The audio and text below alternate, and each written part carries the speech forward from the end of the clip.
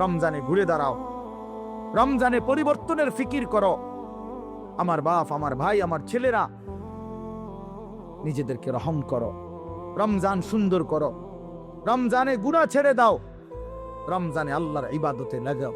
20 রাকাত তারাবি পূর্ণ পড়ো, প্রতিদিন রোজা ঠিক মতো রাখো, বরকত হবে। 5 ওয়াক্ত নামাজ জামাতে পড়ো ভাইয়া। কেন নষ্ট হইলা?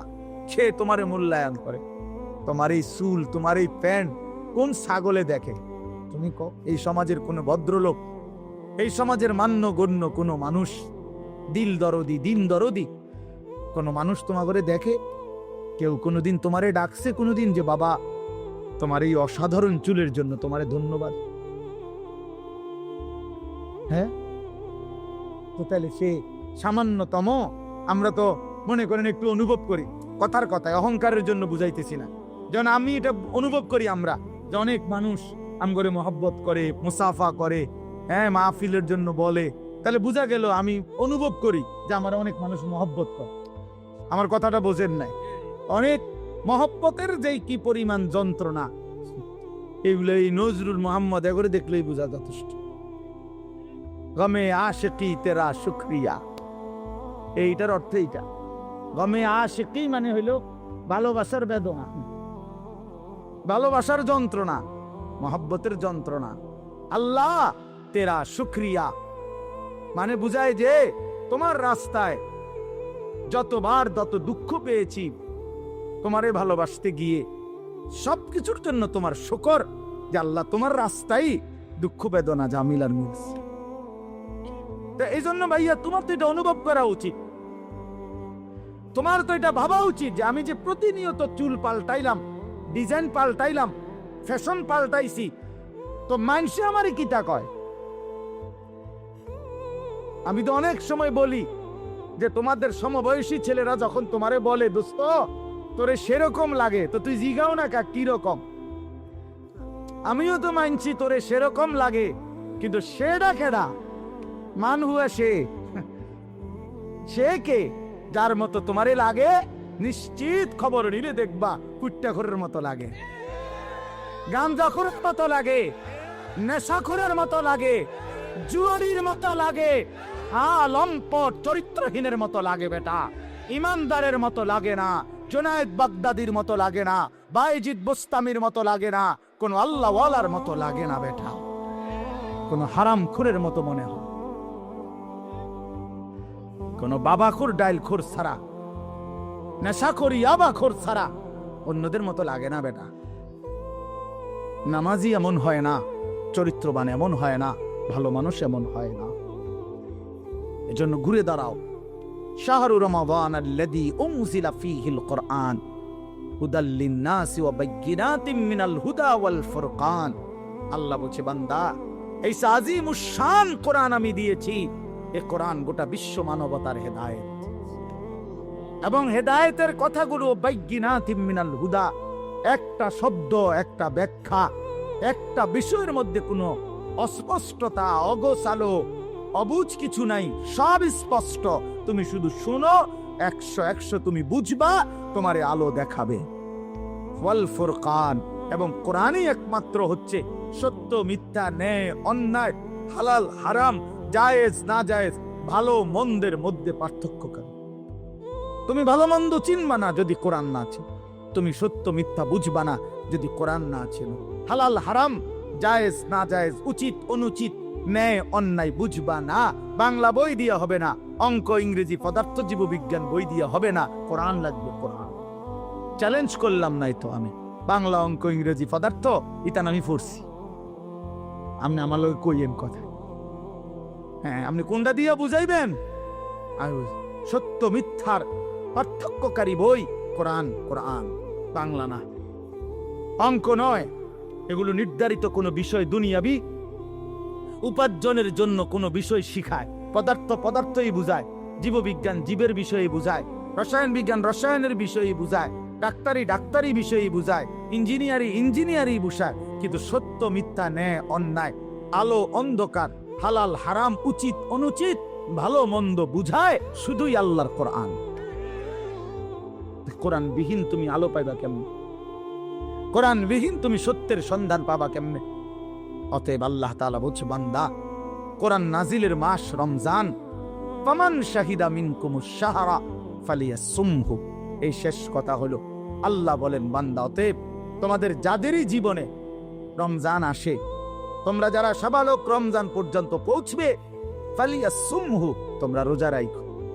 ওহ, কি মায়া করে আল্লাহ বলছে, এই আমার বান্দা শুনো, রোজা রাখ, রোজা ফালিয়াসুম। আল্লাহ যেন বলে, এই হায়াত যদি পাও, রমজান পর্যন্ত যদি পৌঁছো, রমজানের চাঁদ যদি দেখো না বান্দা, রোজা রাখ। যদি বলি, মাওলা রোজা রাখলে কি দিবেন পুরস্কার? আল্লাহ বলেন, আমি না 1 মাসেই তোমারে মুত্তাকি বানাই দেব, লাআল্লাকুম তাত্তাকুন। 1 মাসে মুত্তাকি। যদি বলি, মাওলা মুত্তাকি হলে কি হবে? আল্লাহ বলেন, জান্নাত তো বানাইছি আমি মুত্তাকির জন্য, উইদ্দাত লিল মুত্তাকিন, জান্নাত বানানোই হয়েছে মুত্তাকিদের জন্য। ইন্নাল মুত্তাকিনা ফি জান্নাতিন ওয়া উয়ুন, ইন্নাল মুত্তাকিনা ফি যিলালিন ওয়া উয়ুন। আল্লাহ বলেন, আমার মুত্তাকি বান্দারা জান্নাতেই বসবাস করবে। খালাস। অতএব বন্ধু, বাপ, নওজোয়ান, শুধু ওয়াজের জন্য যেন ওয়াজ না হয়। শুধুই বললাম আমারে এই মাহফিলওয়ালারা হেরা নাকি দাওয়াত দিতে বহুত পেরেশানি করতে হয়েছে, কেমনে কেমনে জোড়া তালি দিয়া, হ্যাঁ, সেলিম ভাই শেষ পর্যন্ত রাজি করাইছে। আলহামদুলিল্লাহ, সকলেরই ভালোবাসায় আল্লাহ আনাইছে, ঠিক না? আল্লাহ আমাদের সবাইকে ভালো করেন, আমাদের জীবন সুন্দর করেন, আমাদের আখিরাত সুন্দর করেন। কিশোর নওজোয়ান বন্ধু, আমি তো ধমক দিলাম, একদিন আফসুস করবা যে তোমারে যদি আরো কেউ ধমক দিত। বলো নাই ভাইয়া, বুঝো নাই, আজ তো আমি ধমক দিছি, মনে করো আমি তোমারে ফিরাইতে চেষ্টা করছি, কিন্তু যে তোমারে ধমক দেয় না, ছেড়ে দিছে, সে তো তোমারে অন্ধকারে ছেড়ে দিছে তো তোমারে নাফরমানে। আমি তো ফিরাইতে চাচ্ছি, আমি তো ধমক দিয়ে আগাইতে চাইতেছি। যে দরদি হয়, সে তো তার ছোট ভাইকে থাপ্পড় দেয়, আঘাত করে, মারে, ফিটটা হইলেও তারে গুনার রাস্তা থেকে ফিরায়। যে দরদি হয় না, সে রাগ করলে বলে, যা, তার কপাল দেখাক, যেটা মনে করে এটা করুক। এটাই কি উত্তম? আল্লাহ আমাদেরকে বুঝ দান করেন। একটি কথা পূর্ণ বুঝবার জন্য ধারাবাহিক মনোযোগ জরুরি। কোরআনুল কারীমের মধ্যে আছে, আল্লাহ তাআলা বলেন, ওয়াদাক্কির ফাইন্নাদ যিকরা তানফাউল মুমিনিন। আল্লাহ তাআলা বলেন, আপনি বারবার উপদেশ দিতে থাকেন। যাক্কির শব্দের অর্থ হলো বারবার, অর্থাৎ আপনি আপনার এই কথাগুলো বারবার বলতে থাকেন। ফাইন্নাদ যিকরা তানফাউল মুমিনিন, নিশ্চয়ই প্রত্যেকবার উল্লেখ করলেই, যতবারই বলবেন ততবারই ইমানদারদের উপকার হবে। এই 1 বার 2 বার 10 বার 50 বার শুনতে শুনতে, বলতে বলতে একসময় বিবেক জাগবে, অনুভূতি আসবে, ফিকির আসবে যে আহারে, আমারে বারবার বলতেছে, আমার প্রতি বারবার নারাজ হইতেছে, আমার তো আসলে বদলানো দরকার। তো একটা সময় তখন পরিবর্তন নসিব হয়। এই জন্য এটা খুব জরুরি, এই বারংবার প্রেসার দেওয়া, বারবার বলতে থাকা, বারবার বলতে থাকা। আম্বিয়ায়ে কেরাম, নবীগণ মানুষদেরকে বারবার আল্লাহর দিকে ডাকতেন। 950 বছর এক টানা হযরত নূহ আলাইহিস সালাম একই এলাকার মানুষকে, একই অঞ্চলেই আল্লাহর দ্বীনের দাওয়াত দিয়েছে। এক জায়গাতে, আজকে চিটাগাং, কালকে সিলেট, পরশু খুলনা, এমন না, একই অঞ্চলের মানুষকে, মনে করেন একটা নির্ধারিত সীমারেখার ভেতরেই এই মানুষগুলোকেই তিনি 950 বছর বলে গেছে। হতাশ হন নাই, বলেই গেছে। আমাদের নবী সাল্লাল্লাহু আলাইহি ওয়াসাল্লাম যখন তায়েফের ময়দানে প্রথমবার কালেমার দাওয়াত দিছেন, তখন সবাই প্রত্যাখ্যান করছে, কেউ গ্রহণ করে নাই নবীজির কালেমা। কেউই ঈমান আনে নাই, বরং সবাই নিজেদের বাচ্চা ছেলে পেলেদেরকে লেলায় দিছে, পাথর মেরে আল্লাহ নবী সাল্লাল্লাহু আলাইহি সাল্লামকে তাড়ায় দিছে। কিন্তু কিছুদিনের ব্যবধানে ঠিক এই তায়েফ থেকেও অসংখ্য অগণিত লোক কালেমা পড়ে মুসলমান হয়েছে। এবং খন্দকের যুদ্ধের সময় এই তায়েফের একজন সাহাবীর বুদ্ধিমত্তায় খন্দকের বিজয়ের অনেক বড় সহযোগিতা, সাপোর্ট হয়েছে। তাইলে নবী সাল্লাল্লাহু আলাইহি সাল্লাম সেদিন জিবরাইল ফেরেশতা এসে বলছিল, ইয়া রাসূলুল্লাহ, আপনি বললে পাহাড়ের ফেরেশতাকে বলে তায়েফবাসীকে দুই পাহাড়ের মাঝখানে ফেলে ধ্বংস করে দেয়, কেন তারা আপনার গা থেকে পবিত্র শরীর মোবারক থেকে রক্ত ঝরাইল? কিন্তু নবী সাল্লাল্লাহু আলাইহি সাল্লাম বলছেন, ইন্নী লাম উবআস লাআনান ওয়ালা গাদিবান, ইন্নামা বুইসতু রাহমাতান। বলছেন জিবরাইল, আমি অভিশাপ দিতে আসি নাই, আমি শুধুই কেবল রাগ করতে আসি নাই, ধ্বংস করতে আসি নাই, আমি এসেছি রহমত হয়ে। রহমত হয়ে আমি যদি আমার উম্মত ধ্বংস করে দেই কথায় কথায়, তাইলে আমি কালেমার দাওয়াত দেব কাকে?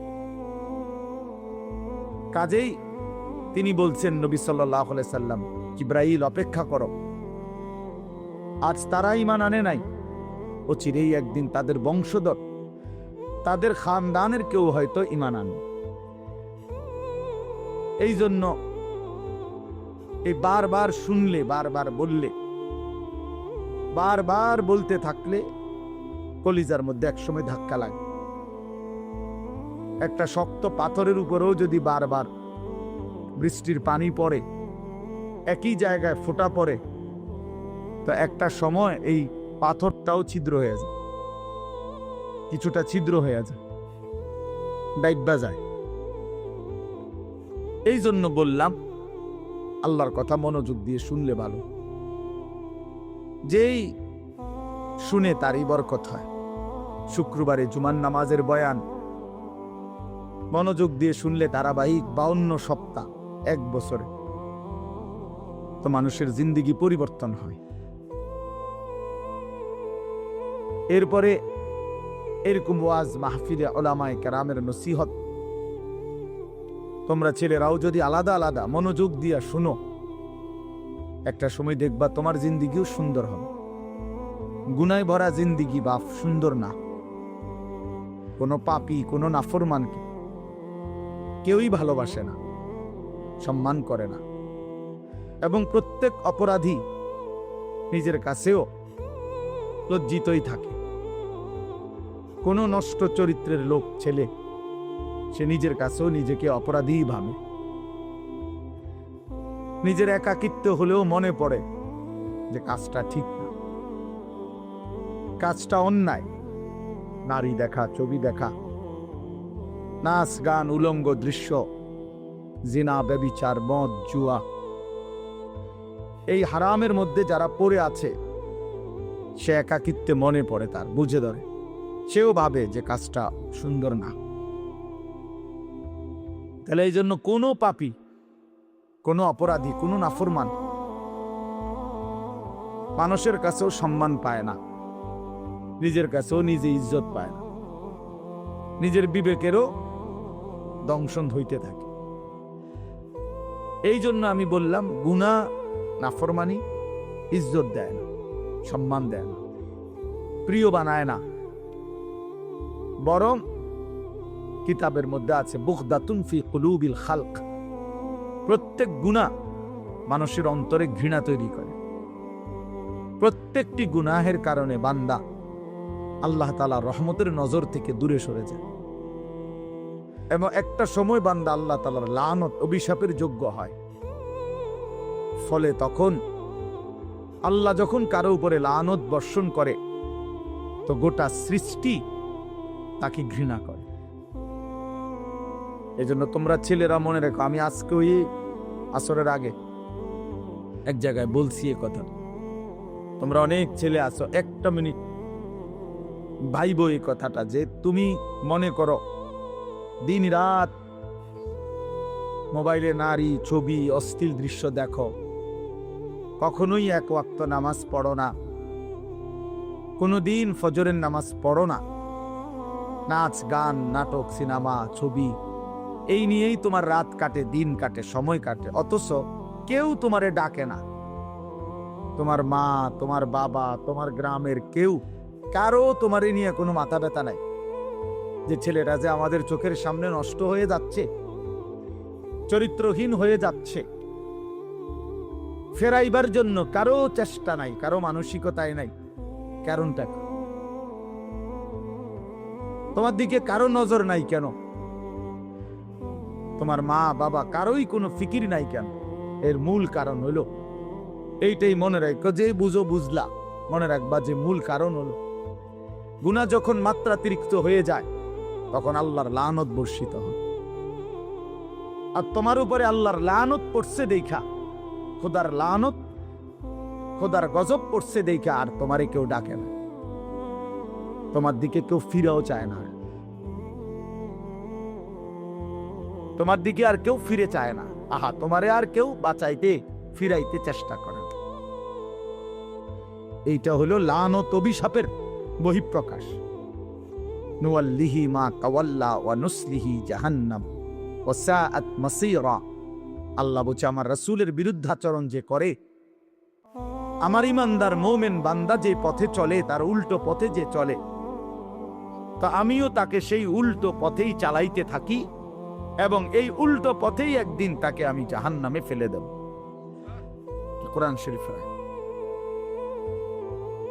মানে আর কোনোদিন ভাও করবে না ওই এই নারী, ছবি, মদ, জুয়া, চুরি, ডাকাতি, জিনা, ব্যভিচার, সুদ, ঘুষ, সিটারি, বাটপারি, এই শেষ, এই জিন্দেগি। এভাবেই একদিন মৃত্যু হয়ে যাবে আর ফেরেশতা একটা লাথি দিয়া জাহান্নামে ফেলে দিবে। যা, ফেরেশতা বলবে যা, না ফরমান, এই জিন্দেগি আর ফিরবে না, ফিরার তৌফিক হবে না। এটা অভিশপ্ত জীবন, মালউন, অভিশপ্ত, যারে কেউ ফিরায় না। আমি আজকেও বললাম, আমার মায়ের বয়স 75 বছর, আমার আম্মার বয়স, আমার বয়স 44 বছর, আমার ওয়াজের বয়স আজকে প্রায় 21 বছর, 22 বছর। আমার 4টা সন্তান আছে, তা আমার মা এখনো আমারে জিঙ্গে ফুট নওয়াজ উঠছুম আল্লাহ, এখনো জিজ্ঞাসা করে, মা ফুট নওয়াজ উঠছুম, এখনো মা জিগায় ফুট চাইও মানুষেরে মাহফিলে যাইয়া টাকা পয়সা লইয়া কারোর লগে ঝামেলা করুন। এই বয়সেও বলেন মা তার সন্তানকে এখনো নজর রাখছে। মা বৃদ্ধ হয়ে গেছে, আমারও বয়স কম হয় নাই, আমিও তো সন্তানের বাপ, তো তোমারই কেউ ডাকে না কা? তোমার প্রতিদিন ফজরের নামাজ ছুটে যাচ্ছে, তোমার মাও ডাকে না, বাবাও ডাকে না, কারণ তোমার উপরে খোদার লানত পড়ছে। তোমার 1 মিনিট তোমার কল্পনার মধ্যে নারী ছাড়া, ছবি ছাড়া, মোবাইল ছাড়া তোমার সময় কাটে না। কেউ তোমারে ফিরায় না যে বাপ কিরে তুই এটা কি করতেছ, এটা তো ভালো না, এটা তো তোমার জন্য সুফল আনবে না। এই কথাটুকু তোমার ঘরে বলে না যাদেরকে, কেন বলে না কেউ? তোমার উপরে খোদার লানত, তোমার উপরে আল্লাহর লানত, তুমি অভিশপ্ত। এই জন্য তোমারে আর কেউ ফিরায় না। নাহলে খামখেয়ালি মানুষ কতক্ষণ করে, দুষ্টমি মানুষ কতক্ষণ করে, হাসি ঠাট্টা মজাক আড্ডা কতক্ষণ করে মানুষ? কখনোই কি ফিরবার সময় হয় না? কখনোই কি মনে পড়ে না? এভাবে দিল মরে যায় মানুষের, কোনো দিনই নামাজ পড়বে না,